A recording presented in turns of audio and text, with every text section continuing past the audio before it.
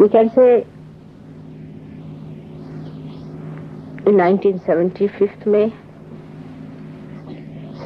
first time, the collective spirit of God opened out.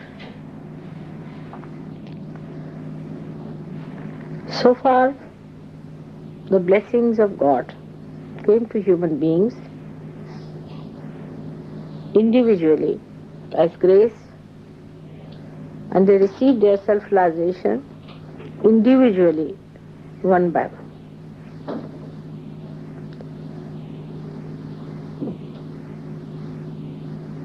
And the method for individual realization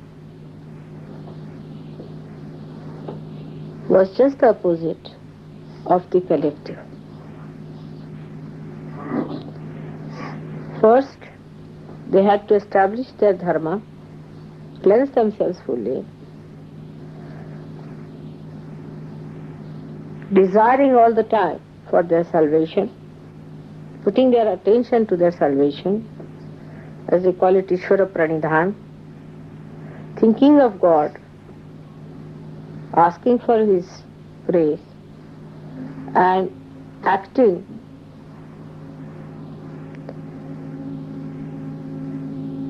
in a scrupulous dharmic ways to keep themselves pure. They had to control their mind, control their desires, control their action in such a manner that they absolutely kept to the center path. I mean, they could get through all that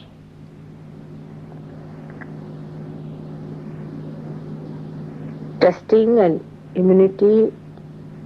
I mean, they deserved then only the grace of Mother gave them realization. This pattern was on for some time.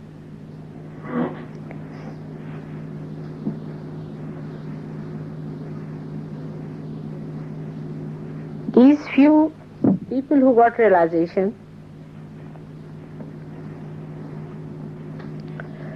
did lots of wonderful things to prepare for Sahaja. They were in every field of life, but very few and unique. For example, in India and in many other places in ancient times, they discovered the unique gifts of the Mother Earth, what we call as the Swayambhus, created by themselves. These stones or stone images which were thrown out by the Mother Earth were discovered by these saints. They put shrines there, they worshipped them, and they, by worshipping, they made these images vibrate, more of vibrations, and vibrate that area. All over the world there are such stones, but only the saints could discover them. Then they established the importance of virtue in life, how virtue can give you health, wealth, and prosperity, which is glorifying and not which is degrading or which distracts you. They established schools and universities, especially in India. And today, even today in India, the families which belong to one universities carry the name of that university as their gotras. And even today, the families belonging to one Gotra cannot marry. They prepared young children, educated them in such a manner that they led a very dharmic life, enjoyed their married life fully, and then they matured in such a manner that they got their realization and lived a life of complete enjoyment.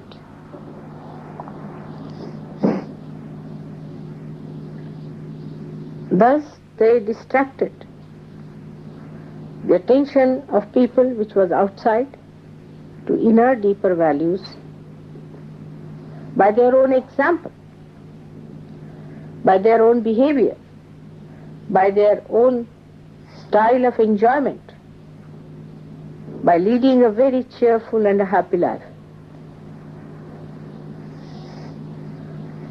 All this permeated a kind of confidence in God, religion, and a very good,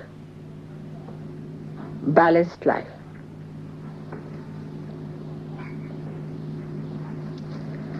They have really done a great job of first building the scaffoldings of the huge, great building of Sahaja, which is going to come now. They are just like nuts and bolts in our whole working. Their desire to establish dharma was so great that complete divine force of Mahakali was working through them. Then they put it to the action with such understanding and such wisdom.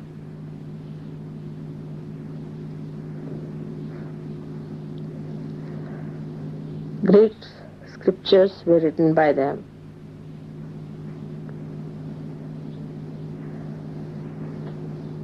And for many years, thousands of years, they were the guiding lines for people. Only in the modern times, it should say about 1,000 years or so, people started doubting them.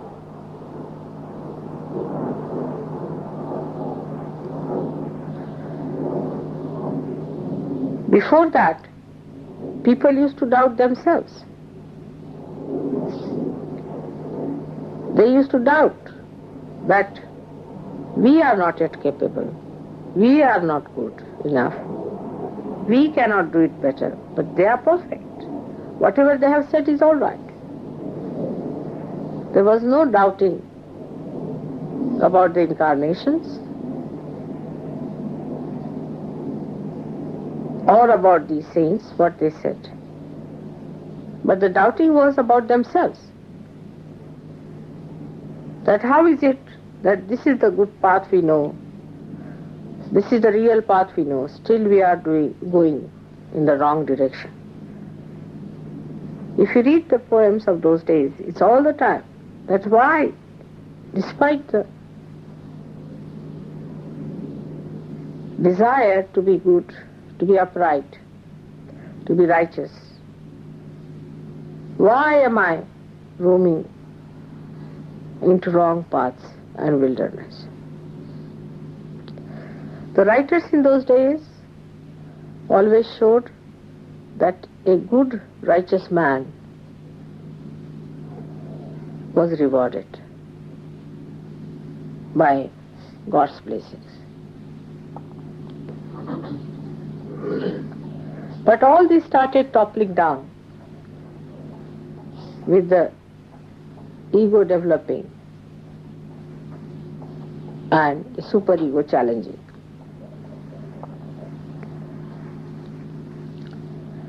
Confusion started coming into the minds of people, and they started doubting those great realized souls instead of doubting themselves. Because they could not reach anywhere near these great saints, some of them were influenced by many satanic forces around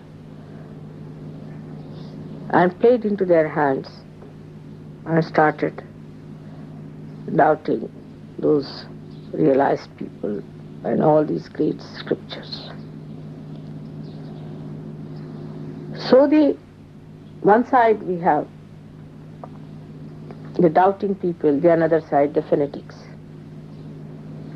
Those who try to adhere more and more to the teachings had to become fanatics. So they became fanatics. And those who started doubting also could not show any benefits of doubting, could not convince the fanatics that they were wrong. So on one side we had fanatics and on another side the doubting people. It's like standing between the two stools. The real religion in man collapsed. There cannot be a new religion. Religion is a continuous living process within us, which is our sustenance. It's like a ladder on which we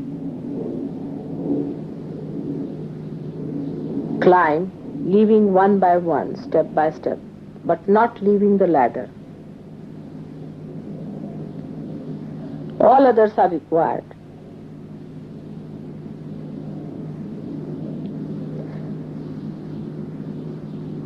So the ultimate had to be established because of these two types of emergence.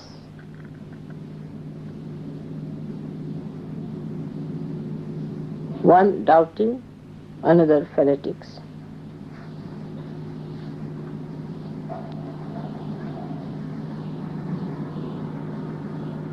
Both had not known God. Both had not achieved reality.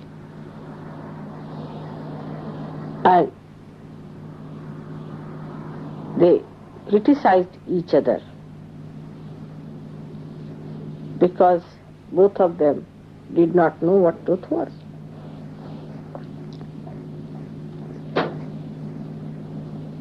I took my birth at a point where these confusions had started showing its results even on the physical plane. All imbalances of life react physically, mentally, emotionally, also spiritually.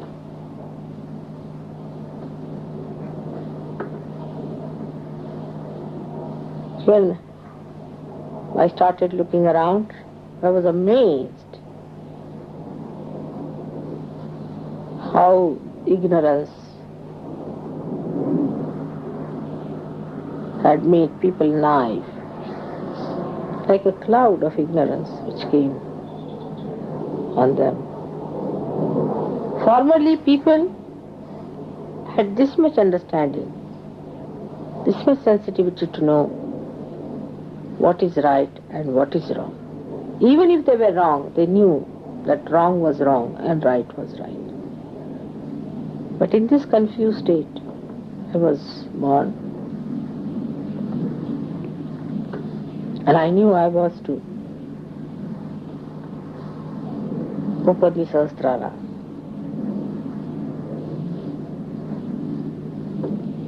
So, started my work after my first shocks.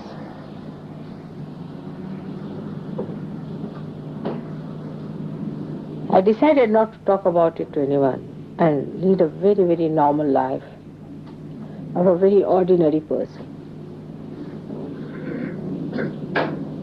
Not to be very striking.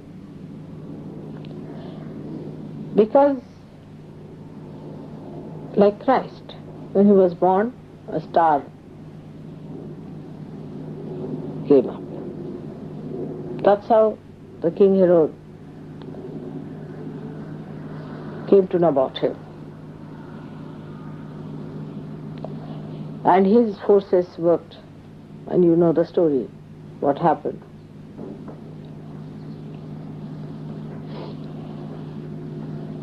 If you are born with any striking signs, the negativity immediately finds you out.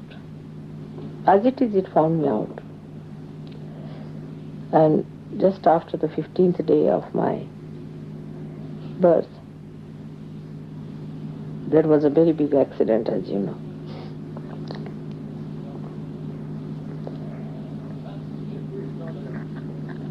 So I had to really work very hard to enter into your being, to find out the different permutations and combinations. First of all, I had to find out your basic problems. What are your basic problems are. Once you handle the basics, then you can handle the permutations and combinations. After finding the basic problems, I started finding out your permutations and combinations. And I was amazed how human beings were placed to their outside world and how they reacted to their outside world, and I identified that these permutations and combinations which formed within themselves were also capped by their other identifications, like the society in which they were born, like the nation in they were born, like the ideas that were there.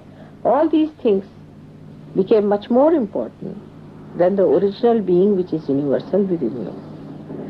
And every individual had taken a very odd, funny, awkward type of a shape, which I didn't know how to reduce and how to bring it to proper growth level by which they start their growth. It was a very hard work. And the nights after nights I used to work while leading a very ordinary life of a very normal person. I used to deliberately behave like a very simple, ordinary student and show all my ignorance about things. But sometimes, truth has an awkward habit of slipping out, and it used to show itself. Then this working started, and one of the biggest major problems of human beings I found was the family life. And that's why I married. I wanted to study what are the problems of family life. And then I started facing these problems as if they were my own, and started understanding why people behave in this manner and that manner. Because these corrections are to be done, of course, by you, but much more by the divine force. And if I could know what are your problems, I would be able to act. Then other problems like political, economic and all these problems also, I tried to study because they became so important for human beings, which are of absolutely artificial value, but they did. So I had to see to that what makes them do this and what makes them do that. Sort of a human behavior science I had to study for years. And then, as you start unfolding, or you can say unentangling, or disentangling, or taking out the knots of a bundle, you reach a point where all the knots are opened out and one knot is still left, you see, which is to be opened out. And that was done on the 5th of May 1970.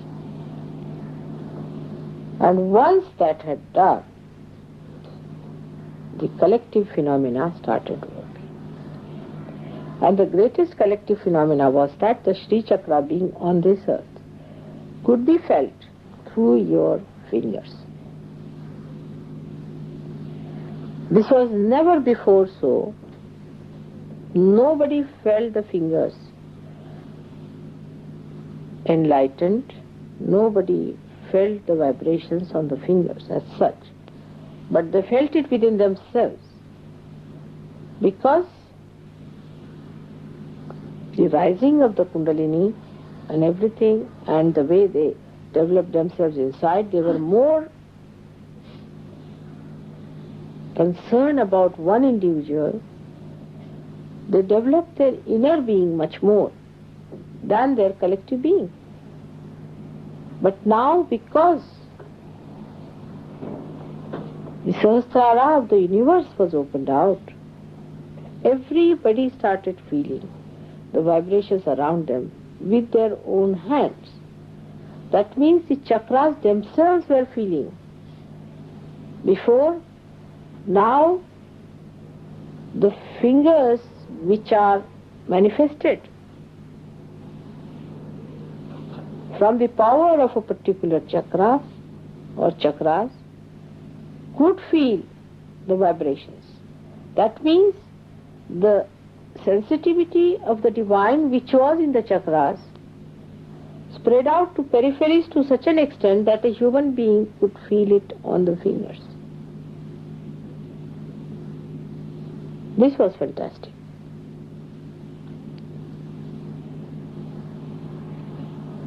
So, my job was to move from the center to the periphery. While moving that, whatever are the obstacles I met, I had to clear them out, one after another. And then once all the obstacles are cleared out and all the network is properly done, then to generate the energy through this happening of Sahasrara Day. So you can imagine how important is this day. Now this one is for myself. I don't know how many of you really know how much the divine had to work, and how many of you are really thankful to the divine for this tremendous work which was done through ages, and now especially for these 47 years of my life. Relentlessly it worked, keeping up the facade of a very normal, ordinary person.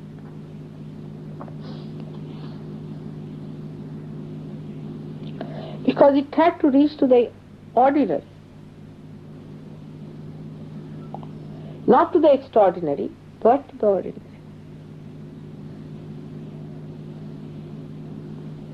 And one had to take out the extraordinary qualities in the ordinary by making them deeper.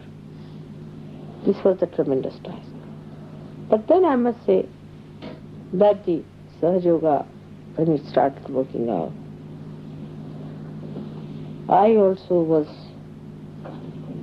given very great workers, tools of Sahaja Yoga, who took it up upon themselves as their own responsibility. And you all should be thankful to them, because they really worked very hard with me taking up upon themselves as their own responsibility. Very few, but they did. The rest of them can be divided into many categories. Some of them just came for their own treatment or something like that of a very low level, or for their relations. When they got realization, they got all their sick relations to me. Then some of them came for their financial and all sorts of mental problems.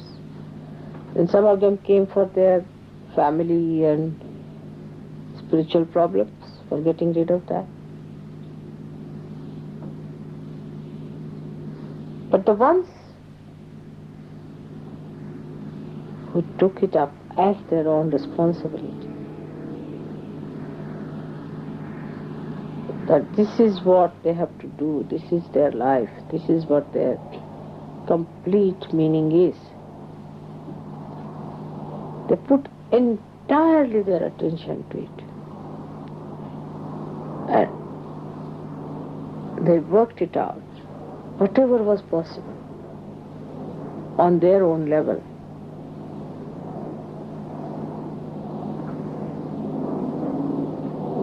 So, today we have to understand one thing, that we really need those brave people and those people who feel responsible, which is a very important virtue of Sahaja.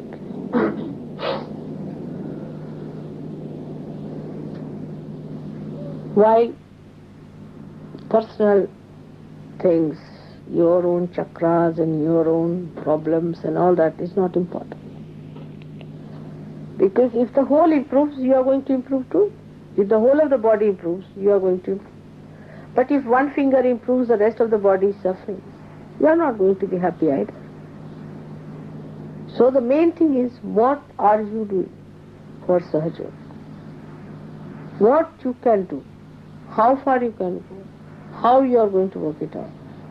In every walk of life and field of life, those who really work it out as a great responsibility upon themselves are the ones who will be given more and more powers and chances.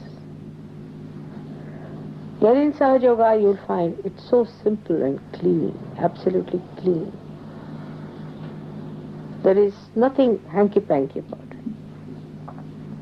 Right from money up to the point of you people are confiding things into me. I've been telling you all about you. I know everything about you, which I have taken into my ocean of love and have tried to help you in every way, outside, inside, solving your problems. It is so transparent to see how Sahaja Yoga is so much a mother to you. But while taking all the advantage with it, still you are more identified with your own enjoyments and your own idea of enjoyment. You people still do not enjoy that collective spirit which was opened on the 5th May 1970. You still, like in companionship, in company with each other, you enjoy it more like people who are not Sahajogis. Now today is the day to make a big determination that you will start enjoying your collective spirit.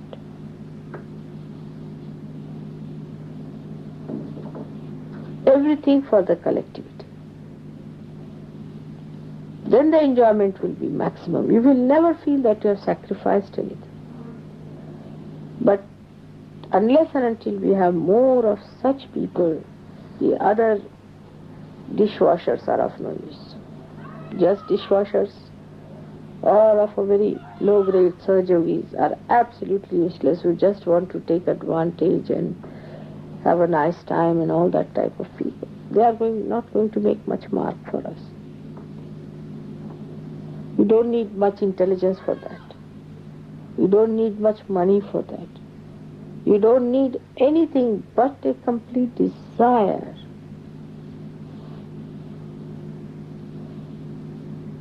And one should know that here we are going to gain our own flowering, the flowering of the whole, of which we are the part and parcel.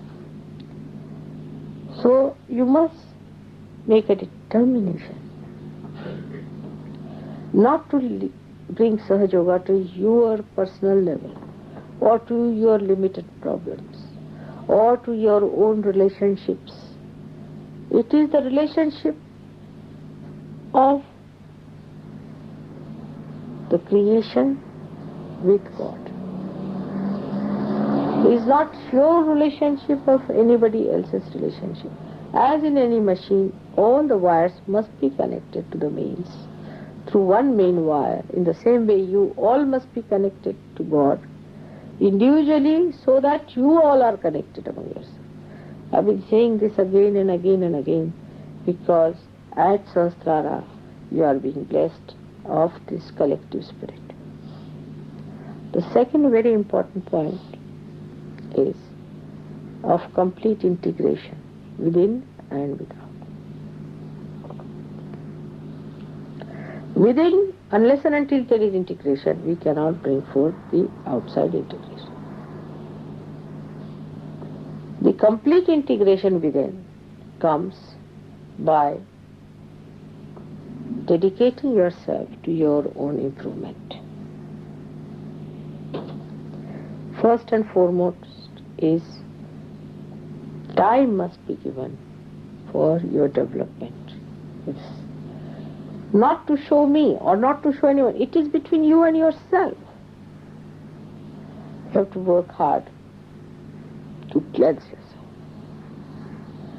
Easy to live comfortably with all the horrible chakras within us. But it is easier also, and the best, most enjoyable is to have very clean chakras. And it comes, first of all, is sincerity. First of all is complete sincerity. Are we sincere to ourselves? Sometimes it is misunderstood. People think if we have to be sincere to ourselves, we should deny Sahaja Yoga. Sahaja Yoga is the union between you and God. And the sincerity must be full, must be complete. Any kind of insincerity which comes into you is extremely detrimental. So you must know that as your mother has sincerity about you, you must also have sincerity about yourself. Then you will start enjoying Sahaja Yoga. That is very important to create integration within you. Because if it is sincerity, it comes from your heart. If it is coming from your heart, then your body, your mind, your intelligence, everything will work hard to fulfill it. But if it is not coming from your heart, it is going to be a superficial thing. So you try to feel it from your heart. That's what it means, sincerity. Do not depend on anyone, your wife, husband, children, nothing. Mother, father. It's your own. So you have to work in such a way that you get complete integration. And the driving force towards integration is a very simple one, is sincerity. Thus, you will know that automatically you are getting integrated. The another factor is important, is patience. You must have patience with others. Because if you do not have patience, your sincerity will start doubting itself. So you must have patience. And to get patience, you must know what you have been so far and where are you. When you will know what you were, you will have patience with others, tremendous patience. And by having patience with others, your sincerity will be all the time complete. By your sincerity, you will be completely integrated. So we come to the point of sincerity. Now let us go deeper into it. How the sincerity is to be maintained. First of all, we have to make some determination, sankalpas of being sincere. Then we have to act by finding out how do we get insincere on what points. You are good at analyzing, you can find it out. How do you get insincere? On what points you get insincere? What are the corrective points? Keep a control on your mind to see how does it become insincere. You'll be amazed that it's simple to be sincere than to be insincere. The easiest thing is to be sincere than to be deceiving. Because you don't have to think. To be sincere, you don't have to think. If you have to be insincere, you have to think, plan out, and to find out methods, all the loopholes and escapes by which you have to run away. If you have to be captive of your sincerity, you don't have to worry about it. And then sincerity itself is rewarding. This principle must be written down in your hearts. That sincerity itself is rewarding. You don't have to go to anybody else to ask for the reward of sincerity. Sincerity itself rewards you. And that's why you start enjoying your own sincerity. If you start seeing all these things as a witness, that how your sincerity has made you so beautiful, so dignified, and how you have started rising in your self-esteem, you'll be amazed how sincerity itself is a big force which will manifest its living dynamism in you, and you will be a transformed person. This transformation within you is going to change the whole world. People are going to see that you are no more a confused person. You are not a person who is doubting, and neither you are a person who is a fanatic. You are not a blind person, and you are a person who is alert and aware and who can see things better than others. So, divine is only interested in such people. As I have told you before, that divine is more interested in a little worm which is alert and aware than in a palace of a king which is dead. The more alert you become, the more divine takes interest. But this alertness is nothing but the enlightenment of your sincerity. You'll be amazed how sincerity is the thing. That means you are loyal to yourself. You have to be loyal and not disloyal. The loyalty to yourself is sincerity. And that is how I have managed Sahaja Yoga. But sincerity is my nature. I don't have to strive for it. I cannot get out of it. While if I am your ideal, you should try to imbibe my nature within yourself. And then you will be amazed how you are connected with me. Then we all move like one wave, one being, one personality. That is the achievement of the Sahasrara day.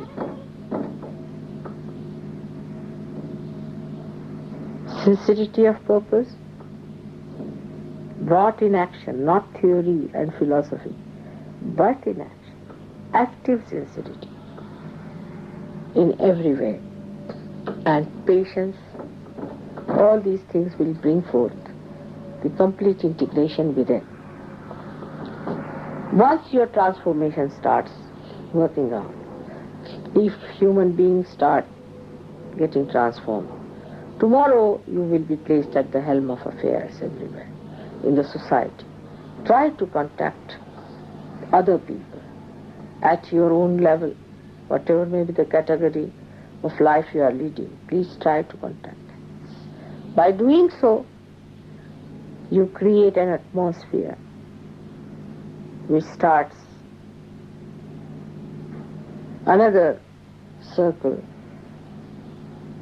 of evolution, which is the outside integration, where the societies get integrated. All the people who profess different religions come to this Sahaja Yoga, which is today the fruit of all the religions. The integration between political and economic situations, complete ideologies will integrate, because the source of all these is the same. It has gone into disintegration because of its artificial identifications. That's how we integrate the whole world into a beautiful integrated creation with the purpose of blissful existence for all of us to enjoy. Good times are ahead now. Maybe next Sahasrara, if I'm with you, you will start seeing what I've said today. But today all of you must know that you are the base of Sahaja Yoga in UK and in Europe. Try to become sincere and sincere and sincere and enjoy your sincerity.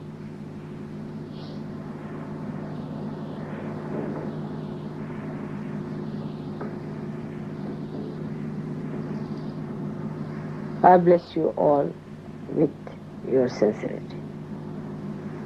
And today I have to tell you a few more secrets about Sahaja Yoga. Is that for the puja, you should not get people who are of mediocre nature. Because to bear up puja is very difficult.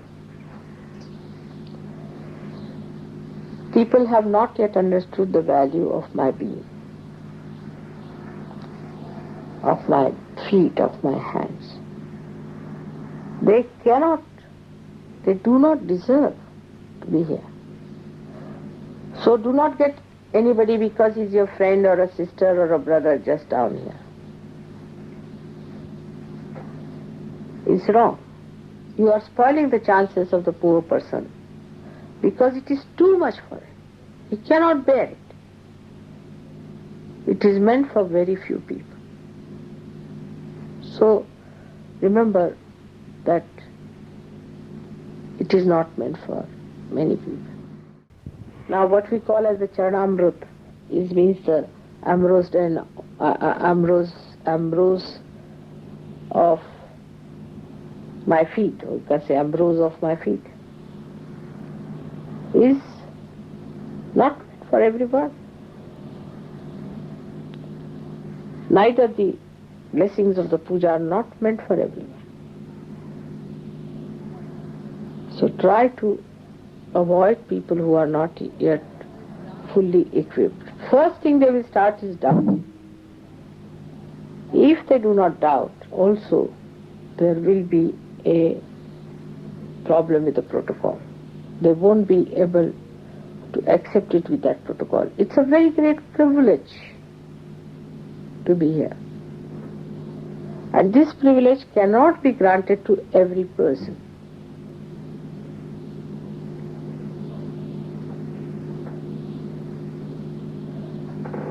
If you could understand, this is the secret of Sahaja. And In this secret, you have to get very few people to begin it. Everything is going to be exposed one day, but not to everyone. If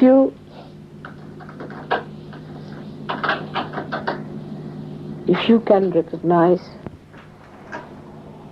this, that you are privileged, then you will behave in a way that you have been given this privilege. Today's day, there are many people in the whole world who are meditating. I am thinking of all these people. You have to also think all of them. I know that they are part and parcel of my being, as you all are. And you are the alert ones. So,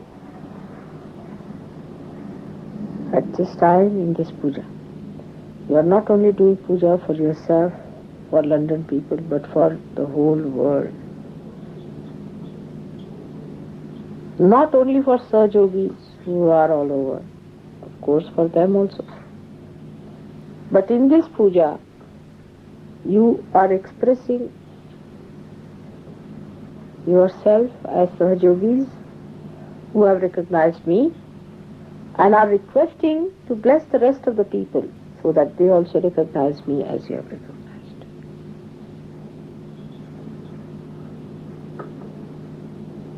By this puja, I hope recognition will be much more clearer. By my recognition only you will recognize yourself. And the whole thing will work out in a very, very beautiful manner. As I said, next year, on 5th of May, we will see the results of what I am saying today. Only thing, I want you to be sincere, not to play games in Sahaja. It will harm you very much, and harm also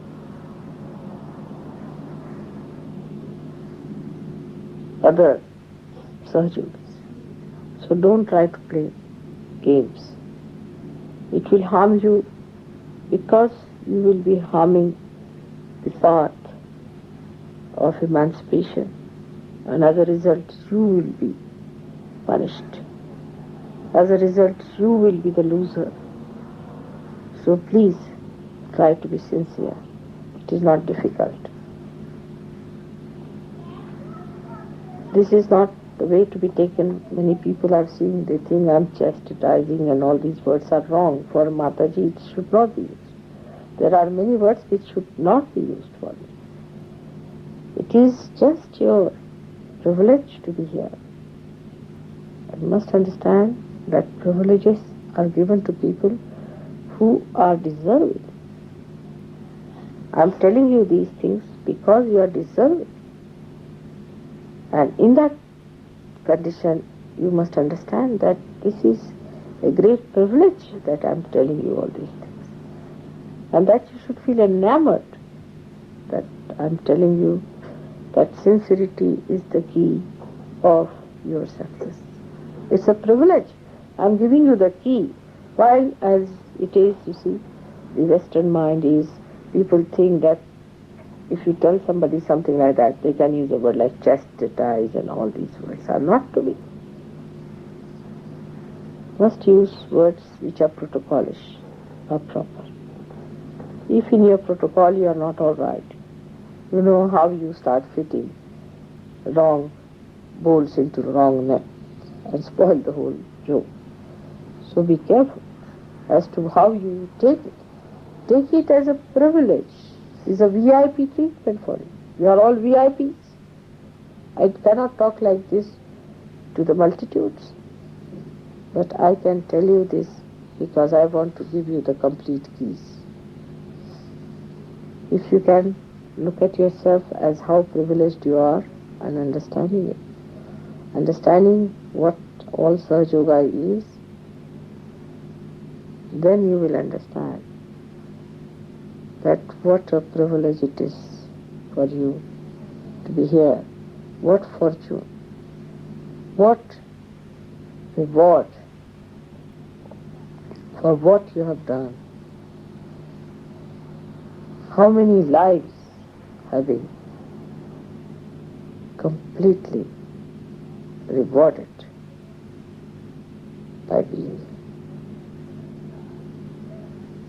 This will help you to do puja in a more sincere manner. May God bless you. Now, we must meditate also after puja, because my vibrations you do not suck in without meditation also. And always it happens. So far, I have had very few pujas in which my whole vibrations were sucked in. If you have sincerity about it, really the sincerity part of it, you will suck all my vibrations. Tell your mind not to ask questions and to misbehave, but to suck the vibrations clearly. This is for your own nourishment, for your own growth, for your own enjoyment. May God bless you. But I am so heavy-laden already that I can't open my eyes. May God bless you.